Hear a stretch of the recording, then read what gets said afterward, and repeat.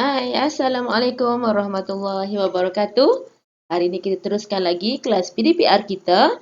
Cikgu akan masuk terus kepada struktur biji benih dan juga fungsinya. Jadi hari ini kita akan belajar bagaimana rupanya struktur biji benih. Okey, selepas persenyawaan berlaku, seperti mana cikgu dah terang minggu lepas, ovul yang ada di dalam ovari kemudiannya akan berkembang menjadi biji benih. So, ingat balik bagaimana cikgu terangkan minggu lepas, proses persenyawaan berlaku apabila butir debunga daripada anther jatuh di atas stigma dan dia akan bergerak masuk melalui satu struktur terus pergi ke arah ovari bunga tersebut. Kemudian, gamet jantan yang ada pada butir debunga tersebut akan bercantum dengan ovul yang ada di dalam ovari. Jadi bila percantuman berlaku di antara gamet jantan dan gamet betina, maka dia akan berlakunya proses persenyawaan. Okey, dan akibat daripada proses persenyawaan, okey, ovul yang ada di dalam ovari tadi tu akan berkembang menjadi biji benih. Sebagaimana yang kamu tengok dalam biji buah cempedak, so itu datangnya daripada ovari bunga. Okey, biji benih pula terdiri daripada embrio yang dilapisi oleh kulit biji ataupun testa. Okey, bahagian luar biji tersebut kita panggil sebagai testa. Okey, kalau kamu tengok dalam gambar rajah, keratan memanjang dan juga pandangan hadapan, bahagian luar sekali ini kita panggil sebagai testa. So, the outer layer yang di luar tu dipanggil sebagai testa. Okey? Alright, bagaimana rupanya struktur biji benih lagi? So, ini adalah satu struktur kita panggil sebagai micropyle. Dan ada satu struktur yang memanjang ini kita panggil sebagai hilum. Okey? Dan kalau kita belah dua biji benih tersebut, kamu akan nampak ada satu struktur yang duduk di atas ini kita panggil sebagai plumule. Okey? Yang berada di bawah ni kita panggil sebagai radicle. Dan isi di tengah-tengah ini itu adalah cotyledon. Dan plumule, radicle dan cotyledon yang berada di dalam lapisan testa kita panggil sebagai embrio. Okey?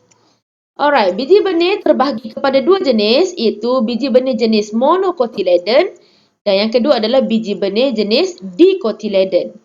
Mono bermaksud satu, manakala dicotyledon bermaksud dua. Okey, apa maksud monocotyledon dengan dicotyledon? Monocotyledon bermaksud dia hanya sebiji saja. Biji benih dia satu saja, kamu tak boleh pecahkan dia jadi dua. Tetapi kalau dia dicotyledon, dia satu macam ni, dia ada satu lagi struktur. Maksudnya dia ada satu bahagian, dia ada satu lagi bahagian. Jadi ada dua bahagian. Okey, so itu adalah dua ataupun dicotyledon. Kamu boleh pisahkan dia. Okey, yang cikgu terangkan tadi ni, ini adalah dicotyledon. Manakala untuk biji benih jenis monocotyledon yang ada satu saja, so ini adalah pandangan ataupun rupanya. Okay, bagaimana rupanya? So, dia terdiri daripada lapisan luar juga yang kita panggil sebagai kulit biji dan juga bahagian yang kita panggil sebagai radicle. Okay, so kalau kita buat keratan memanjang, kita potong dia. So, ini adalah kulit biji, dalam dia adalah endosperma. Yang dilapisi lapisan yang atas ini kita panggil sebagai cotyledon. Yang bahagian ini adalah plumule dan yang terakhir adalah radicle. Okey. Selalunya tumbuh-tumbuhan yang besar, pokok durian, pokok apa lagi? Pokok manggis, pokok mangga, yang besar-besar tu pokok bunga matahari. So itu adalah tumbuhan dicotyledon. So kalau kamu nampak dia memang ada dua cotyledon ataupun biji benih. Okey. So seperti macam kacang tanah. Kacang tanah kamu boleh belah dua kan? So itu adalah biji benih jenis dicotyledon. Okey? So kalau macam buah jagung, biji jagung tu kita tak boleh pecah dua. So biji jagung itu adalah jenis monocotyledon. Okey? So ini adalah struktur bagaimana rupanya biji benih. Okey? So apa fungsinya? Bahagian kulit biji lapisan luar itu atau kita panggil sebagai testa. Cikgu tunjuk kat kamu lah. Ni. Yang testa kulit luar ni. So ini fungsinya adalah untuk melindungi biji benih. Okey? Hilum. So dia yang panjang macam tu. So ini adalah tempat di mana biji benih akan melekat pada buah. Bermaksud isi buah-buahan tersebut akan melekat di sini. Isi dengan biji, kat sini tempat melekatnya. Okey. Dan mikropil, lapisan tengah-tengah ini adalah tempat ataupun ruang kecil yang membenarkan air dan juga udara memasuki biji benih. Sebab biji benih pun nak bernafas juga, dia nak berespirasi juga. Jadi dia perlukan air dan udara. Jadi ikut mana dia nak masuk? Melalui satu struktur ataupun liang yang kita panggil sebagai mikropil. Okey. Okay, next one. Embrio. Embrio terdiri daripada 3 struktur. Okey, iaitu yang pertama adalah pleumo.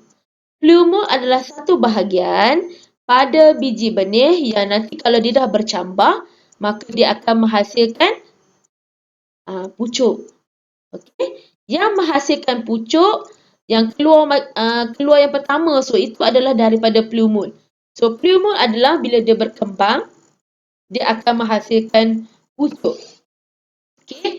Manakala radikel pula adalah satu struktur yang menghasilkan akar. Okey. Struktur di mana bila dia berkembang dia menghasilkan akar, namanya adalah radikel. Okey. Pleumo menghasilkan pucuk. Alright, dan yang terakhir adalah cotyledon yang paling besar sekali dalam gambar rajah ni. So ini adalah fungsinya untuk menyimpan dan membekalkan makanan untuk pertambahan biji benih.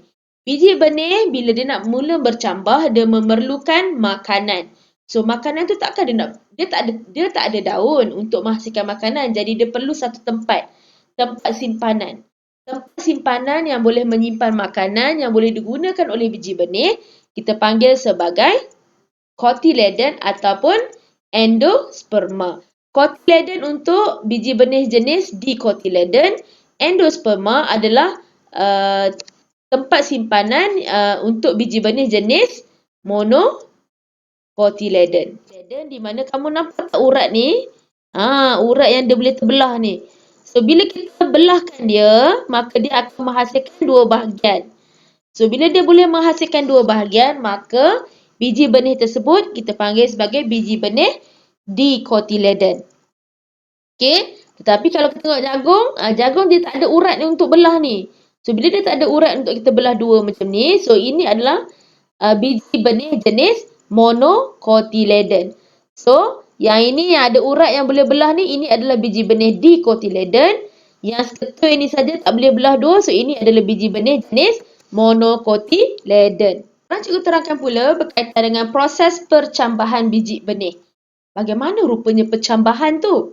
Percambahan adalah satu keadaan di mana testa ataupun kulit biji benih itu akan pecah dan dia akan berkembang menjadi tumbuh-tumbuhan. So, itu kita panggil sebagai proses percambahan. Okey? So, kita dah tanya soalan lagi, bagaimana rupa biji benih yang bercambah dari segi pertumbuhan radikel, pleumo dan juga keadaan cotyledon. So, dalam proses percambahan biji benih, yang pertama kamu kena tahu adalah apa jadi pada radikel. Okey? Apa jadi pada pleumo? Apa jadi pada cotyledon? So, kita tengok balik yang kita dah belajar sebelum ni. Radikel adalah satu keadaan yang bila dia dah bercambah, dia akan berkembang menjadi akar. Manakala pleumo pula satu struktur yang ada pada biji benih yang bila dia dah berkembang ataupun bercambah, dia akan menghasilkan pucuk. Manakala cotyledon adalah satu struktur yang boleh menyimpan makanan dan juga dia boleh bekalkan makanan kepada biji benih. So, kita senaraikan apa yang kamu kena tahu. Okay. Sebelum tu, cikgu nak kamu lukis gambar rajah ni ya. So, ini adalah percambahan jenis epigel.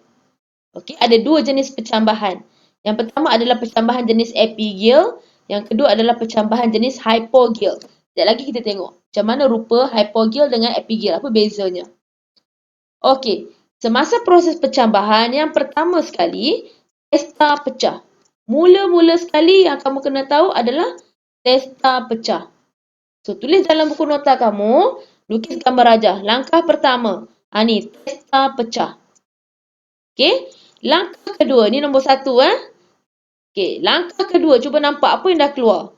Radikel. So, langkah kedua, apa yang kamu nampak? Radikel mula muncul dan tumbuh ke bawah dan membentuk akar. So, langkah kedua ialah radikal mula muncul dan tumbuh ke bawah. Dan dia akan membentuk akar. Selepas radikal dah tumbuh, apa yang terjadi? Langkah ketiga. Ini langkah ketiga. Ini langkah kedua. Cikgu tulis kat sini supaya kamu tak lupa. Langkah ketiga, plumul pula tumbuh ke atas. Plumul, so ini langkah ketiga. Okey, langkah ketiga, plumul mula tumbuh. Tumbuh ke mana pucuk? Pucuk akan tumbuh ke atas. Itu langkah ketiga. Seterusnya, apa jadi pada bahagian kotiledon? Bahagian keempat, okey, langkah keempat, kotiledon tumbuhan akan keluar dari tanah. Dan bila kotiledon ni keluar daripada tanah, kotiledon ini akan kecut. Sekejap cikgu tulis. Kotiledon akan kecut. Oh, tak cantik tulisan cikgu. Okey. Kotiledon akan kecut. Okey. Yang membezakan di antara epigel dengan hypogel ialah kedudukan kotiledon. Sekiranya kotiledon itu berada pada kedudukan luar daripada tanah, kita sebut sebagai percambahan ini adalah jenis epigel. Okey? Sekiranya percambahan tu, dia punya kotiledon tu masih lagi duduk dalam tanah, percambahan itu kita panggil sebagai hypogel. Okey? Cikgu ulang sekali lagi bagaimana proses percambahan berlaku. Yang pertama, tengok gambar raja, testa pecah. Yang kedua, radikal akan mula keluar dan tumbuh ke bawah. Akhirnya dia akan membentuk akar. Selepas radikal keluar, plumul mula akan keluar dan tumbuh ke atas untuk membentuk pucuk. Langkah keempat, apa jadi pada kotiledon? Kotiledon akan keluar daripada tanah dan mengecut. Itu langkah keempat. Soalan cikgu, kenapa kotiledon itu perlu mengecut? Cikgu nak kamu berfikir. Okey, tengok sini. Fungsi utama kotiledon adalah untuk membekalkan makanan. Tetapi sekarang, biji benih ini dah bercambah. Dia telah mengeluarkan daun. Jadi apa fungsi daun? Ingat balik apa fungsi daun? Daun akan melakukan proses fotosintesis.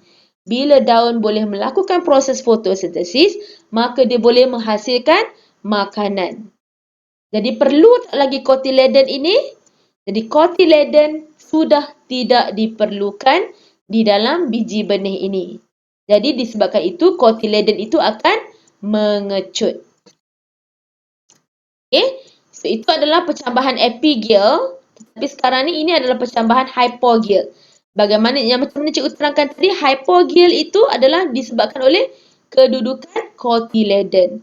Okey? Kalau kotiledonnya berada di dalam tanah, jadi itu adalah hypogel.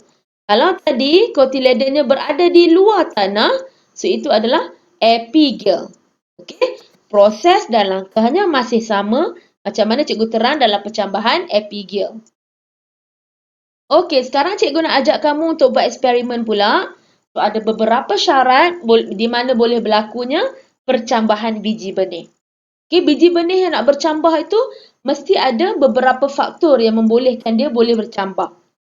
Okey, ada 3 faktor yang boleh membantu proses percambahan biji benih. Mesti kena ada. Kalau tak cukup mana-mana 3 ni, proses percambahan tidak boleh berlaku. So, apa dia proses percambahan itu? Yang dia perlukan apa? Yang pertama, dia perlukan air. Biji benih perlukan air untuk bercambah. Jadi, kalau tak ada air, biji benih tersebut tidak boleh bercambah. Maksudnya, dia tidak boleh berkembang menjadi tumbuh-tumbuhan. Okey? Yang kedua, dia mesti memerlukan udara. Khususnya adalah udara jenis apa? Oksigen. Okey? Dan yang terakhir, dia mesti ada suhu yang sesuai. Suhu yang bagaimana? Suhu bilik. Suhu macam sekarang ni. Maksudnya, tidak terlalu sejuk, tidak terlalu panas. Jadi, 3 syarat ini mesti dipatuhi untuk membolehkan tindak balas ataupun proses percambahan biji benih berlaku. Sekiranya biji benih tersebut kita simpan dia di dalam peti ais. So apa jadi? Suhu dia sesuai ataupun tidak? Suhu dia adalah tidak sesuai. Bila suhu tidak sesuai, jadi biji benih itu tidak dapat bercambah. Cikgu bagi contoh pada kamu. Kamu ambil kacang hijau letak dalam peti ais. Adakah dia boleh mengeluarkan daun dan juga akar? So, jawapannya mestilah tidak. Kerana suhunya yang tidak sesuai. Faktor kedua pula, katakan kita nak tanam pokok pokok tauge. Jadi dia datang daripada kacang hijau. Kemudian kita letakkan di tempat yang kering. Kita letak di dalam oven. Kering. So what happen tu biji benih tersebut? Dia masih lagi tidak dapat bercambah. Kerana biji benih memerlukan air untuk bercambah. Dan yang terakhir, kalau kita simpan dia, kita letak dalam bekas yang kedap udara. Udara tak boleh masuk. Jadi biji benih tersebut tidak boleh bercambah. So, mesti ada 3 faktor ini untuk melakukan proses percambahan biji benih. Kamu nak buat eksperimen dengan cikgu? So, cikgu nak kamu tengok dulu eksperimen 4.1. Kita nak mengkaji apakah adakah udara, air dan juga suhu yang sesuai perlu untuk biji benih bercambah. Jadi kita nak kaji, adakah ketiga-tiga ni mesti kena ada ataupun tidak. Jadi cikgu nak kamu baca dulu muka surat 129 dan juga 130. Kemudian cikgu akan bagi video pada kamu untuk kamu tonton dan kamu boleh buat di rumah. Selepas itu, cikgu nak kamu lengkapkan jadual yang ada di dalam buku teks kamu ni. So kalau A, apa yang ada, apa yang tak ada, tanda right saja ataupun tanda pangkah. Kemudian kamu nyatakan buat pemerhatian. Dia bercambah ataupun tidak. Berapa lama kamu kena simpan biji benih kamu ni? So kamu kena tunggu sehingga 3, 4 atau 5 hari. Kemudian kita akan bincangkan jawapan ni bila kamu dah dapat result. Jangan lupa tangkap gambar bahan eksperimen yang kamu buat dan masukkan di dalam grup untuk membuktikan kamu buat eksperimen ni bersama-sama dengan cikgu.